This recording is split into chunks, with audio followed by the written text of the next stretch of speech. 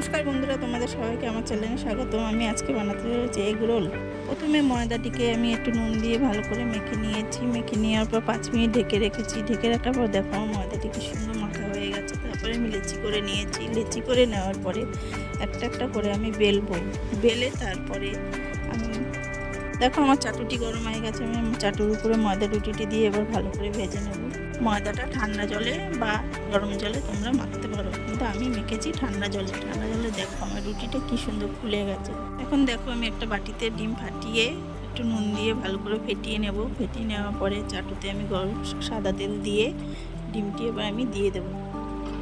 ডিমটি দিয়ে দিলাম। ডিমটি দিয়ে দেওয়ার পরে হালকা যখন ডিমটি হয়ে যাবে তখন আমি ময়দা রুটিটি দিয়ে দেবো। দিয়ে দেওয়ার পরে উল্টিয়ে ভেজে নেব।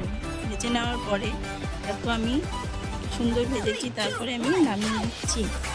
এর মধ্যে দেখো আমি এবার দিয়ে দেবো শসা, পেঁয়াজ, লঙ্কা, তারপরে দেবো গোলমরিচের গুঁড়ো, তারপরে একটু নুন দিয়ে দেবো। তার সস দিয়ে ভালো করে মুড়িয়ে নেব।